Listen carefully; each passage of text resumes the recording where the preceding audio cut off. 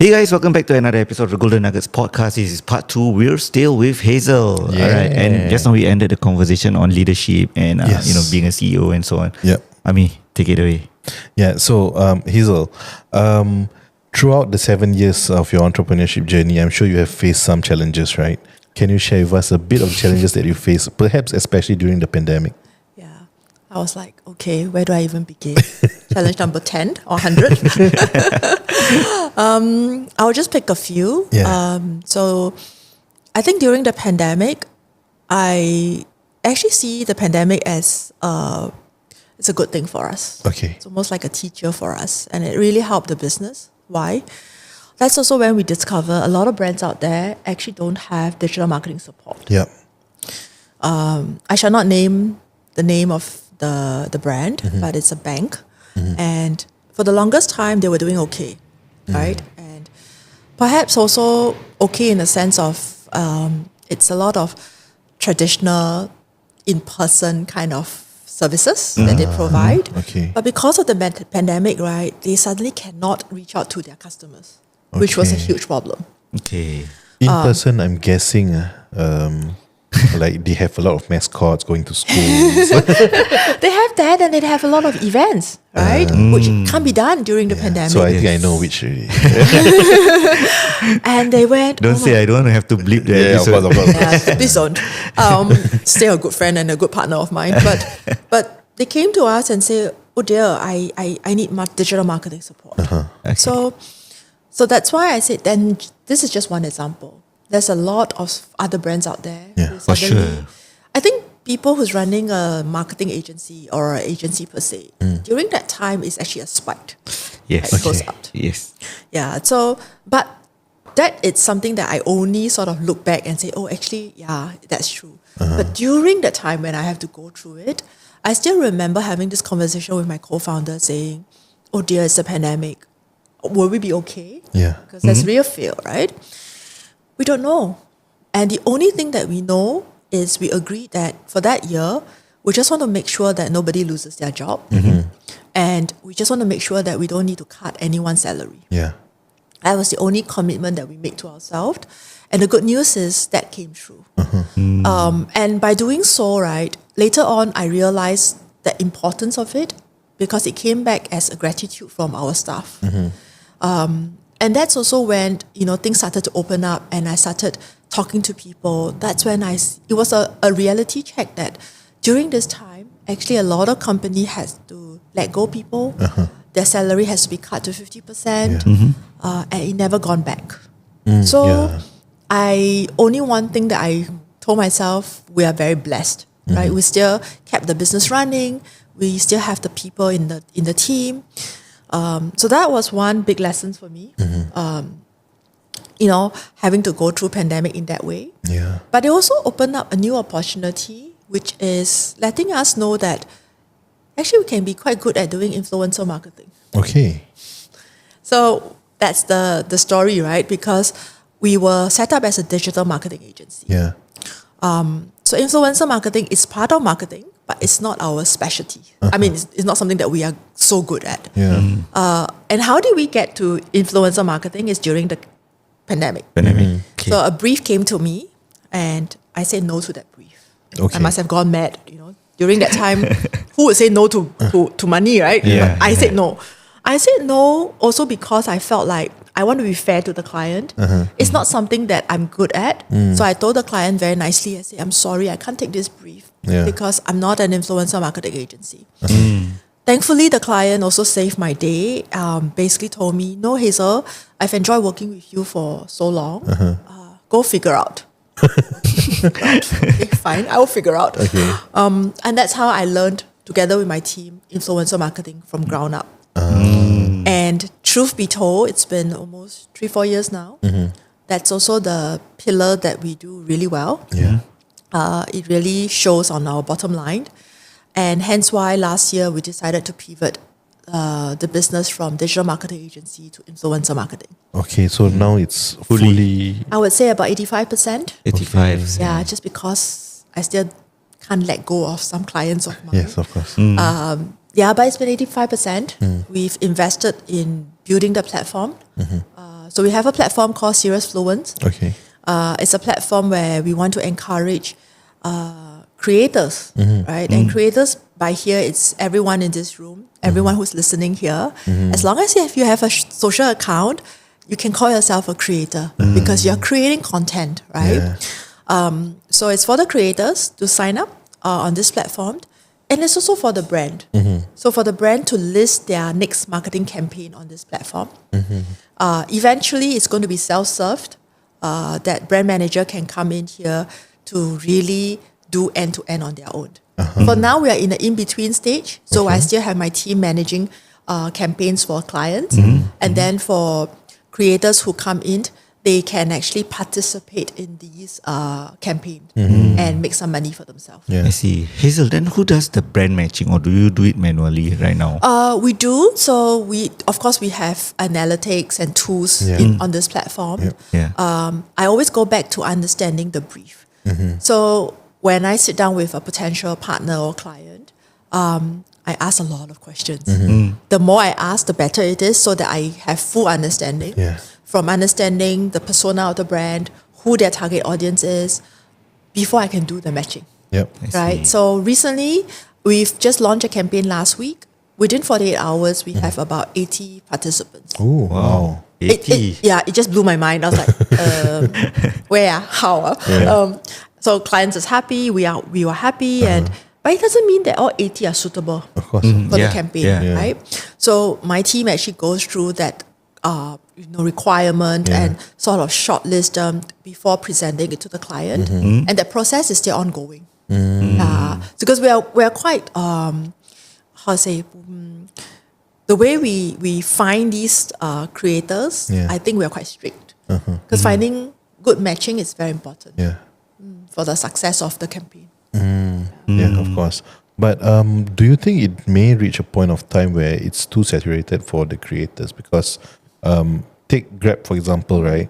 A lot of Grab drivers are always complaining that now there's too many drivers on the road. So, you don't really get to, get as many, or you don't get to earn as much as last time. Like, do you think it will get to that point? Yes, it will. And once it gets to that point, like, what do you think is the next best thing that you can do for the creators? That's a very good question. So first thing first, I don't have a crystal ball in front of me, right? And I can only predict. So I want to first acknowledge that we will get to that point, but not quite yet. I feel like the Singapore market is still in a space of catching up. If you compare ourselves with the likes of US and UK, even Australia, right? They are far more advanced in terms of content creation. We are still not there. So which means I can buy more time at the moment. Eventually, when we reach there, I don't really know. I don't really have an answer. And I think it's always like that for me, even the last 7 years. I only know that I need to be agile. I need to keep changing, shifting, and do what I can for the creators. So one small thing that I'm doing, maybe I shouldn't call it small because I put in a lot of effort and time to get there, which is I'm building and you know this, come October 1st, we have a content creator conference and by the name of Confluence. Why am I doing this? It's not to make money. Okay, I'm doing this because I feel like that's what's needed for the creators. I think in Singapore, there isn't that many occasions, events where we bring creators together. There's no support system. Correct. So if I can do that part as a brand for the creators, I love to. So on October 1st, Confluence would actually bring all the creators to a room, very nice room. And the whole day is for them to learn, to connect, and to collaborate. So I'm going to bring in seasoned creators who has been doing this for a decade at least to share their journey. That journey as a creator is not an easy one. Yeah, of course. So that's one. And then I think you need to repeat that. Because even for us podcasters, right? Clients are saying, "Hey, you just sit down and talk." Right? But there's like so many strategy behind it and they don't even see it. Yeah, correct. It is not. Maybe it's like an hour, but what goes behind this hour in preparing for that 1 hour, it's not easy. Yeah, the preparation and also the post-production. Correct. So I'm happy to repeat. The journey of a creator, it's not easy. I witnessed it myself. So I love to bring creators together to show support for each other, but at the same time also lending opportunities, which means I'm also bringing brand managers to the conference. Because I would love the brand managers to share, what are they looking for when they want to work with influencers. So at least the creators themselves can hear this firsthand. And likewise for the brand manager, it's not working through an agency. Yeah. It's for them to see who's out there, right? And build that relationship. So again, going back to my pie story, it's no longer about hiding all the information and not sharing. In fact, that's wrong. It's all about sharing. Yeah. So the more we share, the better it is for everybody. Yeah, and we all can make an informed decision. Correct. Yes, right. Exactly, right? Yeah. So it's all like that. So once we have that mindset, then we're on the right track. So that's what we are doing for the creators come October 1st. Okay. You being the bridge for brands and so the creators, right? Can you share what are the challenges that brands are actually facing in terms of engaging, whether it's a digital marketing agency or whether it's engaging an influencer themselves? I think they go through a lot of challenges because, look, likewise, influencer marketing, managing it's not easy, right? Especially if a brand say, I want 100 creators. And I've been through that. So I've done a few campaigns that require more than 100 creators. In fact, one of them was 200 creators, both in Singapore and Malaysia. Okay. Can you imagine if you don't work with an agency or a partner, you have to find someone in your team to start looking for these 100 that's creators, true. talk to each of them, making sure they understand your brief, Yeah. look through the work that they do before they're allowed to post. Yes. How much time is that, right? That's a lot of time. That's why we're trying to solve a problem here with seriousfluence.com. Because that's where the platform comes in to do that for you. So we shorten the time, right? So that's one big challenge. Yeah. Second challenge is also budget, right? Yeah. Because budget is always something that everyone talks about. Of course. And I realized that a lot of brands, big or small, especially the smaller brands, they really want to try influencer marketing. But they shine away from it thinking that they don't have the budget for it. That's also wrong, right? Because I feel like how many big brands out there, even big brands today, the reality is even their marketing budget has also shrunk over time. Yeah. But that shouldn't stop us from working with creators because it is an effective marketing channel to use. Yeah. So that's also something that seriousfluence.com wants to solve, right? To help bridge that gap. Yeah. And the truth is, nano influencers is equally, sometimes even more effective Yes. than working with one macro influencer. Yes. That's the matrix that we are playing. Yes. I wanted to ask you that question. Yeah. Because I am running my own Instagram account which has about 6,000 plus. Wow. And I do get like offers once in a while to do all this kind of stuff, and I've never known how effective it is, right? But now that you mention it, like I noticed that sometimes people buy in more to our stories, Of course. because they will see us actually going through it or using the product and that kind of stuff. Yes. 6,000 is, I'm embarrassed now because you got 6,000, I only got 600. So, but look, whether 600 or 6,000, right? It's how we look at it, looking at the results from a macro level, right? If you can bring 10 of you, you're talking about 60,000. Yeah. That's true. 60,000 and looking at your engagement. Truth be told, I dare to say this, people who follow you, they follow you because they're like, I really like your work. So one post that you put up, you maybe have 10 likes immediately, right? And if you bring 10 of you, actually the effectiveness is as good, sometimes even better than working with one macro. Yes. There's always going to be pros and cons in everything. I get that. Therefore, our solution today to any of our partners has always been a collective effort, meaning to say it's macro, micro, nano. Yeah. And the good news is I see the shift even in brand manager. They're now a lot more opened, Okay. right? Maybe 3-4 years ago, they only want to work with names that they know, Yes. which is natural lah. Yeah, Right? yeah, I know this person, therefore she must be good. And then that person that they know usually is macro. Yep. But the market is really small, Yes. and the names kept repeating, right, itself. Then it means one person is probably endorsing Everything. everything. Yeah. And then as a Yeah. follower, right, you're like, today you're saying this thing. Tomorrow you're saying this thing. Yeah, which one should I buy? Yeah, or- actually, is it true? Yeah. Right? And sometimes like some of them will have two brands that is actually similar, so it's kind of a Right. conflict. Conflict, Yeah. Yeah, so that's why I think that kind of opened the doors for nano influencers, right? And for us at Serious Fluence, we believed that the future of influencer marketing is actually nano, Yeah. right? Everyday people. And there will come a time whereby everyone can be a creator, like I said, and why don't we make some money, right? Yeah. Yeah, so that's something that we see the future, and we're starting to grow that. And I'm seeing traction, right? I'm really seeing traction that both brands and both creators are all coming together. Yeah. Early days, but we need to start somewhere. Yes, of course. Yeah. A normal campaign, right? Let's say you want to run a perhaps let's say an aesthetic clinic. All right, they want to run a campaign where maybe they want like 10 micro influencers or nano influencers. Like usually, what are the budget that they are kind of looking at? Ooh, I better be careful with this question since I'm meeting someone tomorrow in the same industry. Oh, okay. You want to change the industry? I mean, No, it's all right. Never mind. Because this episode will be released after your meeting. Oh, that's right. That's Yeah. right. But look, I think budget is very subjective. Okay, it's not that I don't want to reveal.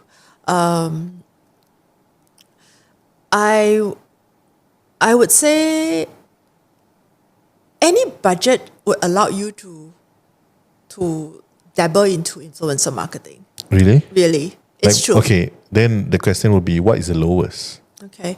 I think, okay, for me, right, if I have to really pick a number, I would say 15,000 would be a good budget to start off, that you would probably see For how long Fairly of a good. campaign? about a month Okay. of fairly good results. Now, does that mean that, Hazel, if I have only 10,000, Yeah. can I not run a campaign? No, you can't, right? Then the formula would have been different, right? That's why that's the beauty of putting, and I say this very often, all my proposal, if you put them on the table, like say 20 of them, Yeah. they all look different. Why do they look different? There's no one fixed solution for every campaign. Yeah. Sometimes it's budget, sometimes it's duration, sometimes it's the category itself, Yep. right? So be flexible, right? The good news is once you dabble into it, you have experiences, you have data to look back. Then when you propose to your next client, you'll be more confident to say, I think this will work better for you. Yeah. Yeah. So why I'm asking this is it's kind of a setup to the next question. Okay. A lot of SME owners, especially micro businesses or also like the lower tier of the SME, because SME is between 5 mil to 30 mil, right? The lower tier of SMEs, they are barely breaking even every single month. And they know that marketing is important.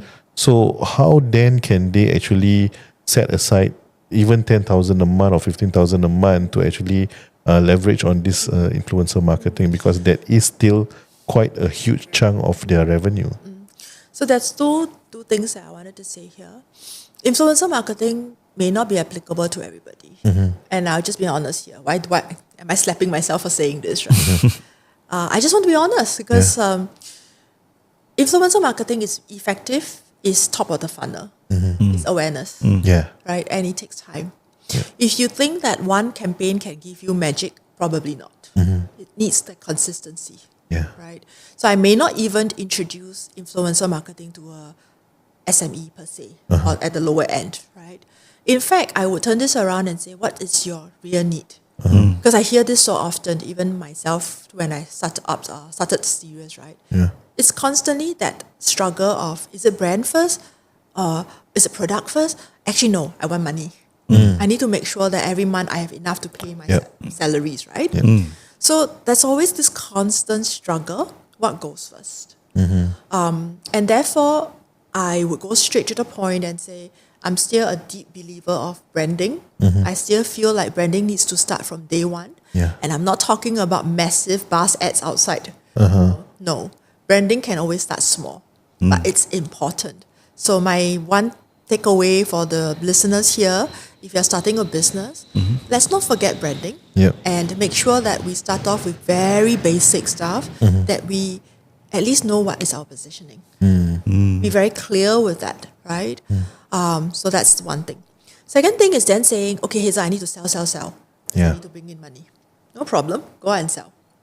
When you're selling, maybe you should dabble into digital marketing instead. So run effective ads, Yeah. right? So that it hits the awareness for you, and maybe sometimes you even can see conversion from there.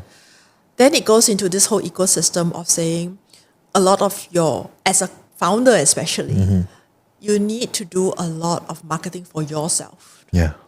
because you represent the brand. The brand represents you, right? So recently I've been hearing this, and I think I should be really happy. People say that Hazel equals serious. Is that true? I'm not sure, but I'm happy to know that if this is what people think about me. So that's the same thing for founders out there, or when you're about to start your own businesses. You need to start building your own personal branding. That's in many ways also helping your business and generating leads that will come in. Yeah. Right? So I think the whole ecosystem is a bit of your paid, owned, earned media. That's the strategy that you want to put in place for any startup. Okay. Okay. Do you think in the long run, focusing on just the personal branding part, right? It can help you scale to like 8-figure, 9-figure kind of business, or do you think it is necessary for you to have marketing metrics that you can track and scale, like digital marketing ads? Okay, so look, Serious is 7th, right? I'm just using my own experience here. We only started doing a bit more PR for ourselves this year. Okay. So Hazel, how? The first 6 years, what do you do, right? I actually didn't realize this. I was using a lot of my own network. Not only that, when you do good work, customer will come back to you. Yeah. Word of mouth actually happens in that manner. Yep. So there's one thing I know I've done well the last 6-7 years is I was very strict in terms of our quality of work. I often say this like a broken record. You know, you ask anyone at Serious, they will tell you the same thing. Hazel says this all the time, which is it's easy to bring in a new business to the door. It's hard to actually retain it. True. Yeah. So every piece of work that we do, let's just make sure it's our best work Yep. to ourselves, right? That recurring customer actually help you to sustain your business. Yes. That's while true. you keep looking for new ones. Yeah. Because looking for new clients is very challenging and very tiring. Yes. You need to build a relationship. It's like relationship, right? Yep, You need to yep. build relationship, which needs time. Yeah. And it takes a lot out of that. So the better and more effective way is once you build that, you bring that new relationship in, learn how to keep that relationship. The way to keep this relationship is ultimately the work itself. Make sure you carry out the best quality of work. So that would be my one advice. Actually, I don't remember your question now. No, I'm asking like, can personal branding itself help you scale to like Oh. a 8-figure business, or like do you need the digital marketing where it's trackable metric for you to be able to scale? I think it's actually a combination. I think for me, I also haven't been running ads for Serious, right? I haven't spent money. In fact, I don't spend that kind of money, never. But today, if I look around, everywhere I see, it's very different already. Yeah. Not just because of AI, but I started to see a lot more personal branding showing up. I'm going through this. Yes. Okay, I'm going through this. So for the last 1 year, I have been showing up on LinkedIn every week, consistently. Why? I actually enjoy. Yeah. I enjoy this piece. So it needs to come from me personally. It needs to come from a place of, do I enjoy doing this? Yeah. Because if you don't, right, it's very hard for you to show up every week. Yep. So I enjoy that. I wasn't really looking for return. And what surprised me the most is, if I look back in the last 1 year, what did I get? I gotten, number one, from a business lens, I gotten very healthy leads. So gone are the days where I receive DM from people to sell me stuff. Yeah. I receive DM from people saying, hey, I resonate with what you said. Maybe you can come and let's have coffee, right? I was like, oh, I don't now need to go and knock on people's door. People Yeah. are coming to me, Yeah. right? Yep. Which is a good sign. Number two, the satisfaction comes from a very personal level, which is, I didn't know that my personal journey actually inspired or supported somebody who's reading it. And that itself is a beautiful feeling, right? And it actually also led me in a better space as a person, right? So while we all have labels, Yeah. but there is one label that you can't really find, and I feel like this is what people are telling you, you know, saying that I'm reading, you know, your journey, and can I tell you, this has actually helped me today. And it's not just one way. In fact, when I'm spending so much time on LinkedIn, reading other people's journey, Yeah. I'm also learning. I also feel inspired. And it actually helped me kind of last my day, because every day is not rosy, Yes. Yeah. right? So to your question, personal branding is important on so many levels. Yeah. Okay. I think we covered a lot about the business aspect of things. Well, we Yeah. want to find out a bit more about you as a forest therapy guide. Is that what it's called? Yes. Yes. I got it Forest right. bathing guide, forest therapies. Yeah. Yeah. So can you share a bit more about that? Sure. Let's just start with what is forest bathing. Yeah.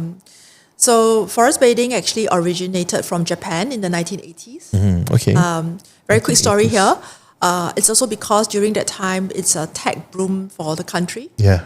So while tech is going up, which is great, the government realized that a lot of the citizens are falling ill. So more cancer patients and so on and so forth. So they put aside some money to do research, and the research finding was, when you put people in nature, Yeah. not necessarily forest, actually there's a very beautiful effect happening. Our body was absorbing this thing called cytosine, Okay. which actually helped to kill cancer cell in particular in our body without us knowing. So that's the origin story of forest bathing. So for me as a guide, I'm not a doctor, right? I'm yeah. not. My job is really bringing participants for a guide, which is between 75 to 90 minutes. Essence of it is to just go back to ourselves, especially our five senses. I know we all know what our five senses are, Yeah. but how many of us actually sit and actually look at them and see them in a very different way, right? So number one is actually bringing you back to your five senses. Second thing, it's something that I really liked, which is slowing down. I think Singapore needs this. Yeah. We need to learn how to slow down. Yeah.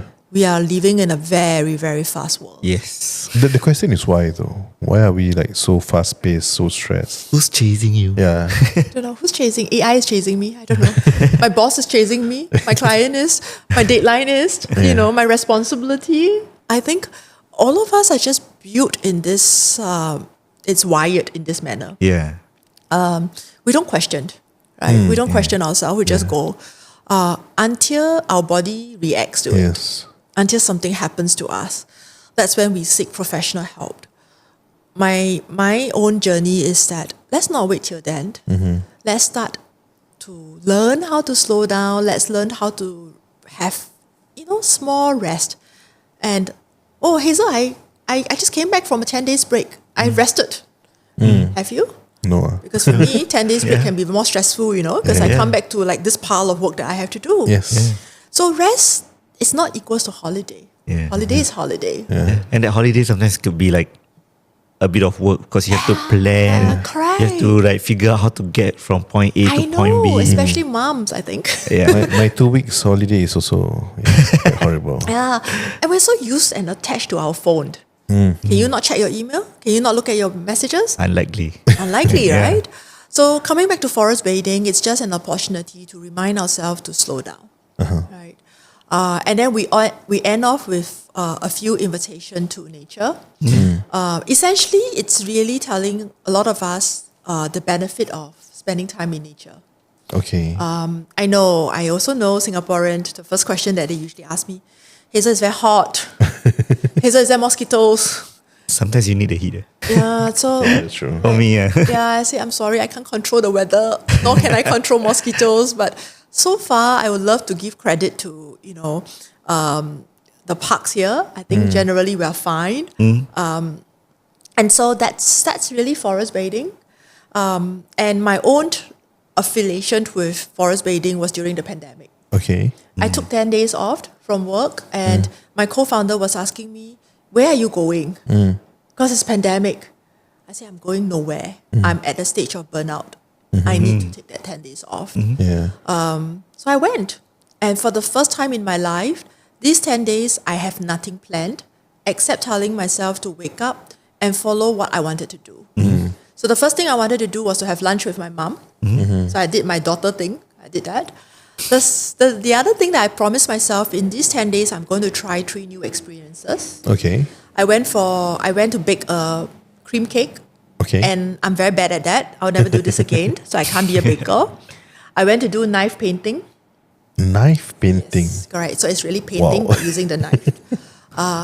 Again, I'm not great at that.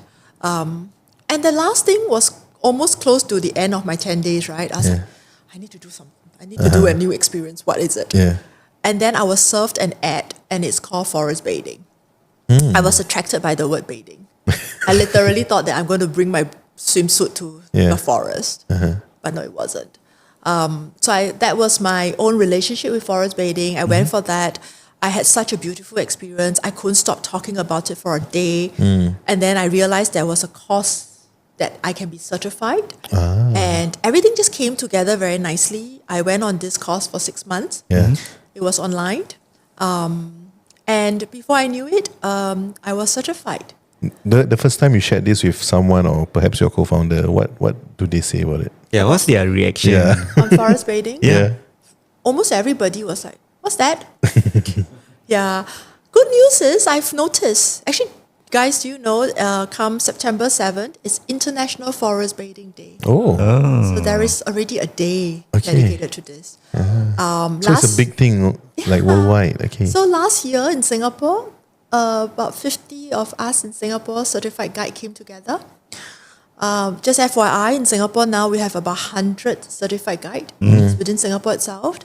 But it's still new. It's not like yoga. Now every day you talk to people, someone will tell you, oh, I'm off to yoga, right? Yeah. But I'm confident that give ourselves a bit more time, forest bathing would be like yoga, right? The benefits are immense. Yeah. It's now in an awareness stage. Yeah. Use marketing term here. So I'm doing my part to actually talk about it and bring more and more people onto such a journey. So I've been running a few corporate guides, so to speak. Okay. I think it's extremely good for corporate clients, especially as part of HR, Yeah. team Yeah. bonding. Yeah. If I may just say this, one of the participants who is actually the finance head, Okay. we were doing this as part of their HR bonding thing. Yeah. It was 4 p.m. She was sharing with everybody. Hazel, at this time, it's month end. I should be in front of my laptop, Yeah. closing. I cannot believe that I'm actually now looking at the sky or the clouds. I feel so light and relieved. I feel so comfortable. That was a very touching sharing. And obviously we can't do this every day. Yeah, It's yeah. not practical, right? But if you can bring your staff out for something like this, it actually helped them to be more productive the next day. So I think that's real value in going through such an experience. And my goal is to do more of this so that more people benefit from this. And can you share with our listeners what has been your experience mixing this and also business? Like, do you think you're much more productive in business? Yes. In fact, I feel more alert. And it's a transition that doesn't happen overnight, like all things. Yeah. Change has to happen gradually. And the only reason why I feel like that motivates me to bring these two things together is because I myself have been through all the stresses, all the burnout, which is really not great, Yeah. right? Yeah. And what's the solution then? Is the solution immediately seeing a therapist? Maybe. But eventually it's still a short-term thing, Yeah. right? So my goal is to bring these two things together so that you can have the best of both worlds, which essentially is you can still do what you loved, running a business, Yeah. doing the work that you like, but at the same time, be putting self-care there, Yeah. right? And so that's what I want to bring the two worlds together, so that in between of all the chaos, there is rest. Yeah. So that's been a journey that I am going through, and I find that even for me now, when I do face stress still, obviously it's still there, I don't jump so quickly. Yeah. And the good thing I've also noticed is creativity. Okay. Creative ideas actually comes in easier for me now. Maybe I have a very different mindset. Yeah. I have more space to think, Okay. right? So it's not always rush. Yeah. It's not always checking on my thing. It's intentionally leaving out a bit of space there so that I feel rested. And in that resting comes creative, come problem solving. Yeah. And these are things that I didn't know, right? It's not something that, you take your Panadol, then your headache will go away. Yeah. Yeah. These are things that I have to experience it myself and go, oh my goodness, this is effective. But it's something that I had to kind of build into my life. And to a lot of people out here, it may not be something that you all are doing, Yeah. but try it out. Yeah. All I'm asking is just give this a shot and see if that helps you in your own way. And I love to hear, what that transformation is for you. Okay. All right. It's awesome. I think before we end our show, Yes. we have two more short segments. Yeah. Ooh. Very short segment. Sounds scary, but okay. Come. So we do have this thing called the rapid fire question, and then we have a bonus section which I may will lead. Yeah. So for this rapid fire question, it's just I think you know what it means lah. So I don't have to explain, right? So I'm just gonna ask you a few questions, and then you're just gonna give me a brief answer. Are you ready? Yes. All right. So morning ritual. What's one thing you do every morning at the start of your day? Coffee. Coffee. Short, right? I have one question actually, Similar. but I think you already answered it already. Okay. Favorite app? Which app or tool can't you live without? App, is it? Yeah. Yes, app. What's that? WhatsApp. Okay. Yes. Inspiration. Influencer or entrepreneur who inspires you? Oh, this is tough. I thought about it. You looking for a name? Preferably, but you can Yeah. give someone in an industry or something. I've never thought about this actually. It doesn't have to be Singapore, by the way. Yeah, it doesn't have to be local. Yeah. I don't know why this is difficult for me. You know what? He is neither an entrepreneur or he's neither an entrepreneur or a creator. Okay. He's actually a monk. Okay. Oh. So I'm a Buddhist. Okay. His name is Ajahn Brahm. Okay. He's my inspiration. Is your influencer? Yes, that's right. I forgot. Yeah, you're right. The word influencer. Yeah, he has a huge influence to In who your I am life, today. yeah. Okay, leadership in one word. What's one word that describes your leadership style? Grittiness. I think. Grittiness. Okay. Okay, you've already answered this way earlier in the podcast about your current book. What about your favorite quote? Is there a quote or motto that you actually live by? I've got so many over the years, man. Be yourself. Be yourself. Okay. Wow, And simple. last but not least, alternate career. If you weren't in this, what would you be doing? Oh.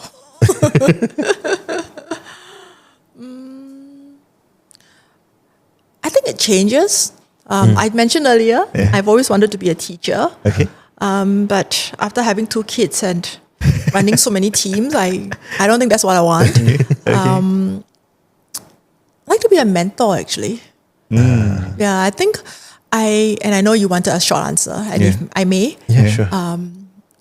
I am at this season of my life where I feel like I want to give back. I understand. Yes. So all the experiences that I have lived through personally and professionally, this is my time to give back. And so I think mentor, it's not really a career per se. Yeah. Or is it? I don't know. But that's something that I love to do. Whether you call it mentor, advisor, whatever those things are, but it's really giving back. Wow. Okay. I'm done with my rapid fire. Okay, so this is our bonus question that we will ask every guest that we have. Yeah. If today you are stripped away from everything, you do not have anything in your bank account except for $88, how would you rebuild back your life with that $88? How much? 88. Yeah. Knowing you have a family now. Yeah. You still have your connections, your network. Yes. Yeah.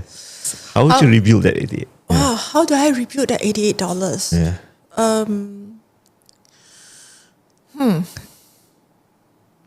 Oh yeah, the question really bonus. $88. What am I supposed to do with that?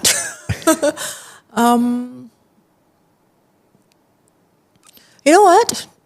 Okay, I'll get 88 creators, Okay. Okay. $1 each, Okay. because I go back to what I do best, Okay. which is word of mouth. Right? So it's to rebuild something, right? My Yeah. career. Is it rebuild my career? Yeah. So using this $88 to get 88 creators, getting 88 creators almost like my support group, my tribe.